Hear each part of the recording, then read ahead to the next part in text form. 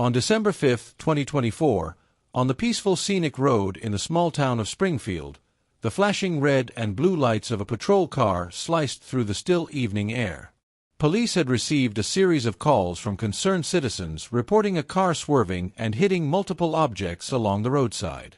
Just minutes later, the car in question pulled awkwardly to the curb, revealing a strange scene. From an old, weathered sedan, an 18-year-old girl stepped out, her face as calm as if she had just left a coffee date. Her hand still waved a small comb, as she tried to fix a few stray locks of hair, seemingly unaffected by the chaos she had just caused.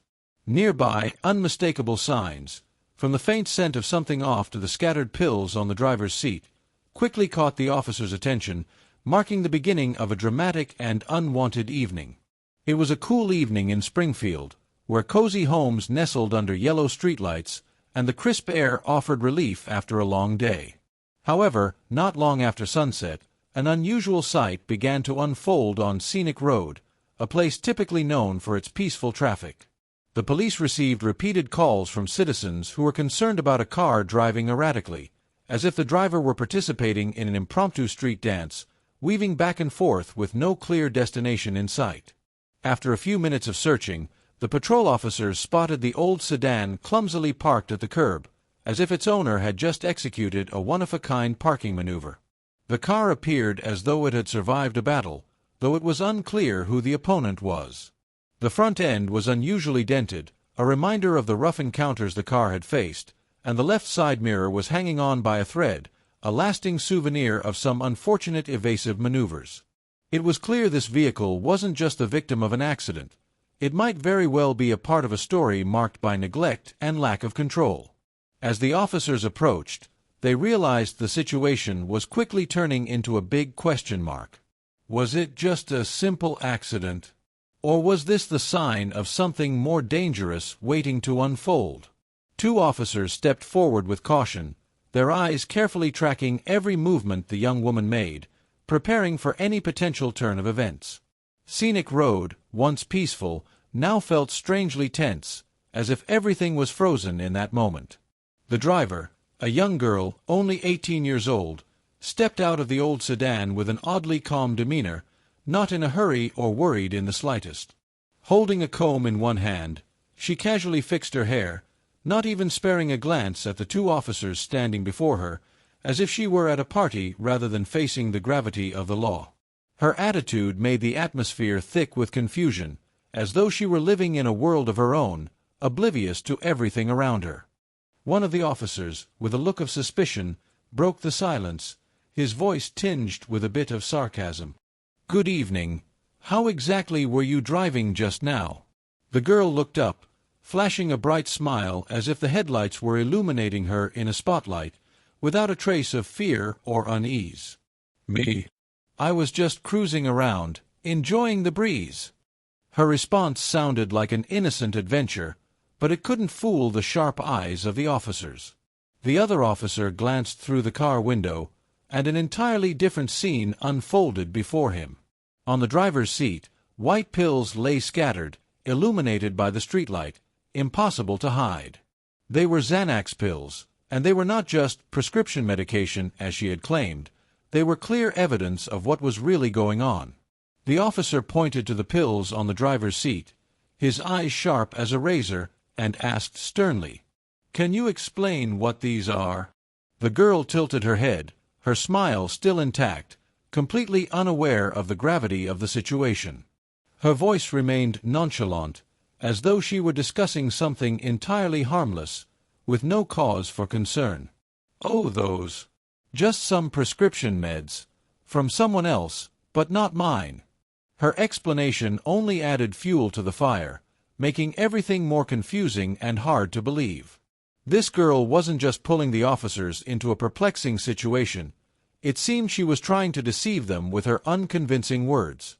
But with the officers' caution and experience, these words weren't enough to fool them. As the young girl stepped out of the sedan, her actions seemed completely out of place for the unfolding situation. She casually fixed her hair with a comb, her hands gently running through her long locks, as though she were in a quiet cafe instead of facing a police inspection over a suspicious driving incident. She even smiled naturally, as if she were chatting about a harmless item, perhaps a new hair clip or piece of jewelry.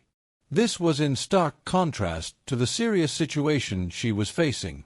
The scattered Xanax pills on the driver's seat, an unmistakable detail, were brushed off by her with a nonchalant explanation, as if they were just a trivial object not worth worrying about.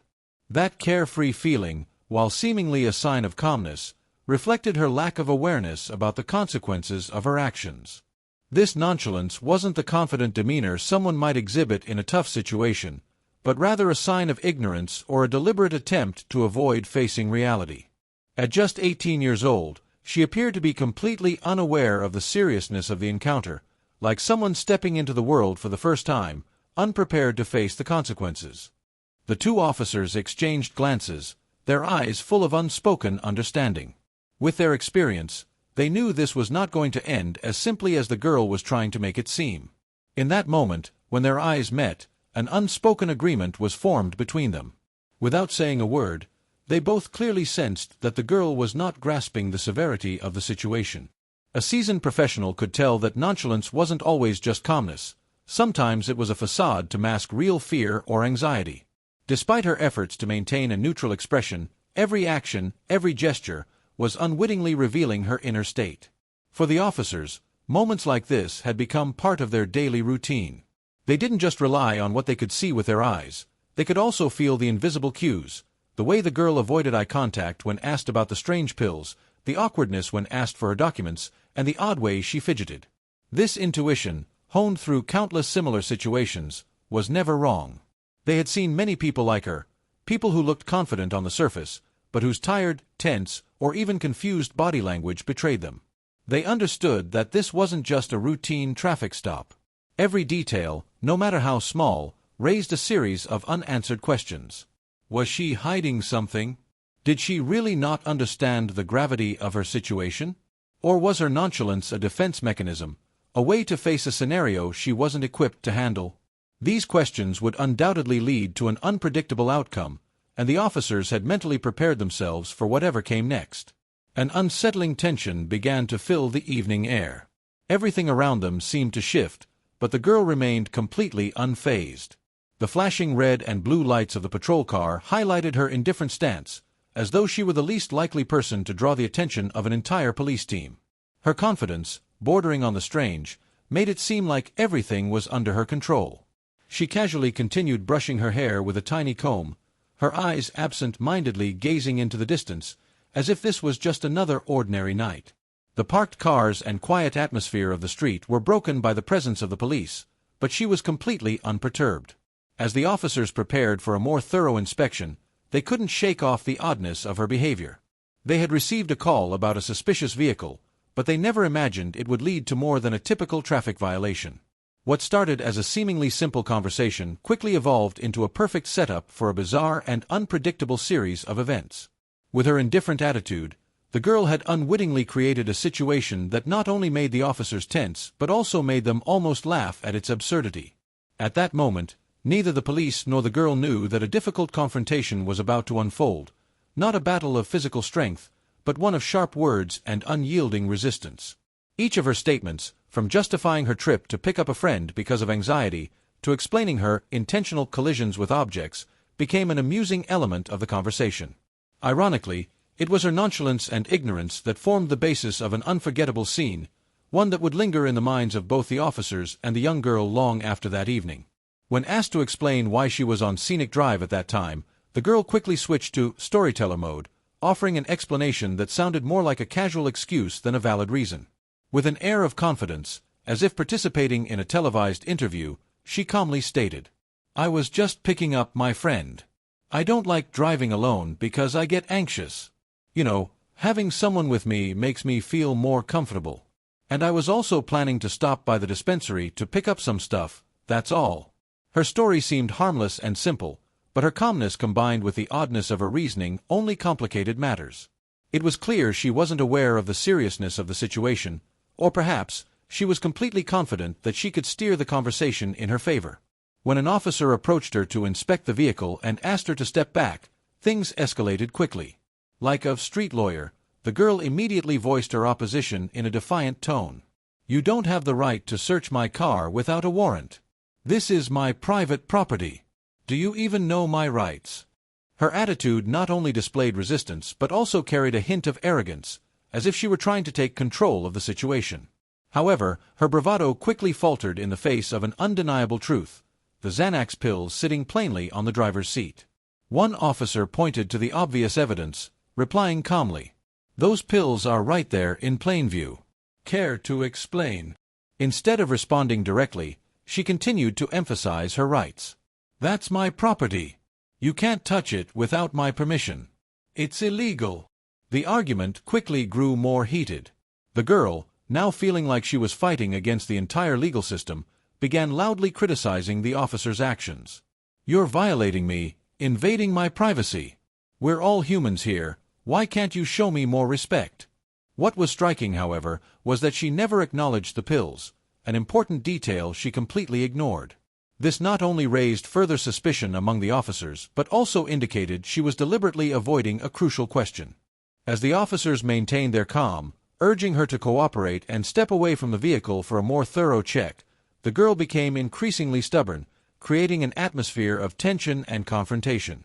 As the conversation shifted toward more serious matters, the officers couldn't overlook a series of suspicious signs from the young girl. First, there was something unusual about her eyes. Her pupils were unnaturally dilated under the glare of the headlights. Additionally, her unsteady gait caught the officer's attention. Her movements were clumsy, as if her legs were trying to negotiate with the pavement, creating an image that was both comical and concerning, like a duck learning to walk on ice. "Miss, are you willing to perform a sobriety test?" an officer asked, his voice both professional and patient. The question seemed to hit a nerve with her. "No, I'm not drunk," the young woman immediately retorted, her eyes flashing with defiance. When asked to explain the condition of her car, which had several noticeable dents on the front, she quickly tapped into her vivid imagination. "Oh, that's from when my grandfather used to drive a 1990 Jeep Cherokee," she said confidently. Her story even included a surprising detail. He ran into a banana tree in the yard. "This car is a family heirloom, so I'm not fixing it." The officers exchanged glances, unsure whether to laugh or continue their task. Her colorful explanation, though humorous, did little to erase the fact that the car had clearly been involved in a recent collision. The fresh scratches and traces of road dust served as the silent witnesses that accused her. They pressed on with more questions, but the young woman skillfully steered the conversation toward other topics, from family matters to her emotional bond with the car. Her storytelling, a blend of naivete and stubbornness, created an atmosphere that was both tense and hard to suppress a laugh. However, the officers knew well that the truth couldn't be concealed by witty anecdotes or carefree attitudes. The banana tree story might have been the most memorable part of the night, but for the officers, it was just a small piece of a bigger picture, one that they needed to piece together to ensure the safety of the community. As the conversation grew more strained, the officers decided to take action. One of the officers instructed her to turn around and place her hands behind her back for handcuffing. But instead of complying, the young woman reacted as if she were auditioning for a dramatic action scene. "You're hurting me. This is torture," she screamed, her voice a mix of panic and anger. At first glance, the situation seemed like a routine arrest, but her reaction quickly turned it into a chaotic performance. She struggled fiercely, trying to twist around, and repeatedly yelled nonsensical phrases that were impossible not to laugh at. "Don't steal my lavender." The officers tried to remain calm, but their efforts were akin to attempting to tame an unruly wildcat. One officer sighed, "We're not taking anything from you, we're just doing our job." But the explanation had no effect. She continued to thrash about, stomping her feet on the ground as if performing a modern dance routine in a talent show. "Everything's being recorded," she shouted, pointing at the Bodycam on the officer's chest. "I'm going to post this video online, and you'll be sued." At that moment, the struggle intensified. The young woman suddenly screamed dramatically, "You guys are so petty. trying to control me just because I'm young and free." This line nearly made one of the officers nearby turn his head to hide a smile. After several minutes of wriggling, she was finally handcuffed, but not before delivering a final declaration, as if this were a movie script. "I didn't do anything wrong. It's all a conspiracy. You'll never understand how I feel." This scene, with its mix of exaggerated actions, irrational defiance, and colorful dialogue, not only caused the officers to spend extra time handling the situation but also turned the event into an unexpected comedy show. Sitting on the sidewalk, her hair disheveled after the struggle and her face flushed with anger, the 18-year-old transitioned from physical resistance to an impromptu street speech no one had asked for. Her voice echoed through the tense atmosphere, breaking the silence of the night, with sarcastic and critical words. "Oh, who do you guys think you are? Guardians of justice? No, you're just tools of capitalism. You're not doing this to protect anyone. You're just working for your paycheck and the arrest quotas your bosses set for you." Like an unwitting philosopher, she began to philosophize about society's injustices. "I'm not surprised you're arresting me. This isn't about me or those damn pills. It's about the system trying to control all of us. But guess what? I'll be bailed out right away, and you'll have to accept that reality." Her voice rose and fell as if she were campaigning for office. With eyes shining with a hint of madness, she continued, "I've got a 2-week vacation waiting for me after this. That's right, I'm leaving this miserable place and enjoying life, while you guys still have to wear uniforms every day, chasing after people who aren't like me." Her gestures were no less dramatic. She waved her hands as if giving a speech to a large crowd, even though only a few officers stood awkwardly watching. Every now and then, she paused, dramatically sighing, as if to emphasize the absurdity of her situation. Behind her biting sarcasm, it seemed like the young woman was trying to mask her own fear or disappointment. However, with a determined gaze, she refused to show any weakness. The officers, standing around, maintained their professional demeanor but couldn't hide their frustration. One quietly took notes, while another checked the Bodycam footage to ensure every word she said was fully recorded. When she finally stopped speaking, not because she had run out of ideas but because she had lost her breath from the long monologue, the atmosphere became quiet once more. But in that silence, the officer's sighs became the final humorous touch to this emotional climax. As the police car door closed, the dim lights of the night enveloped the scene, leaving only the sound of the engine idling and the clinking of handcuffs. The young woman, though tightly secured, still maintained her defiant attitude. As the officers prepared to leave, she turned her head, her cold gaze meeting the Bodycam as if conducting a live interview. Suddenly, she spat out a sarcastic remark, "Thanks for showing me the meaning of freedom. Actually, it's worth nothing." Her words, though bitter, reflected her deep dissatisfaction with a system she felt she didn't belong to. In that moment, she wasn't just commenting on what had just happened to her, but expressing her skepticism and anger toward the society she lived in.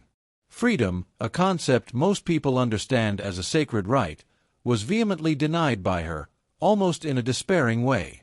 She seemed to be saying, "We think freedom is something noble, but in reality, it's just something sold to those with money and power." Her statement wasn't just a rebellion against the police, but an indirect condemnation of a legal system she felt was unjust. Freedom, in her eyes, appeared to be a meaningless notion in a society where people could easily be oppressed, controlled, and lose their rights just because of a misunderstanding or an unwanted situation. Her words not only reflected her personal anger but also served as the voice of those who felt left behind, turned away by society. With determination and a playful tone, she clearly showed that even though she was arrested and treated harshly, society could not take away her freedom of thought.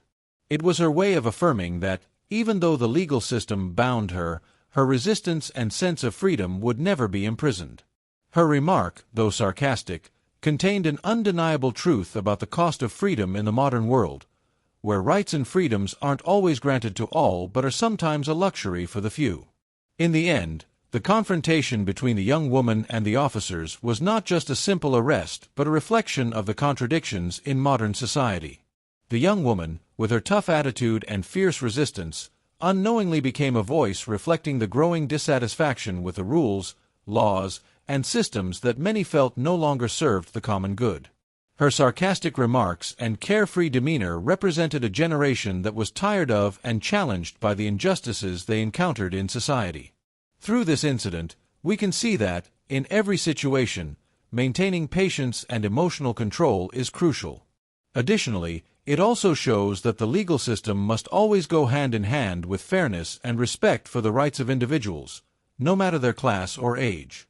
At the same time, this story reflects a message about the dissatisfaction of the youth with norms they feel constrain and suppress them, and serves as a reminder about the importance of dialogue and understanding between citizens and law enforcement.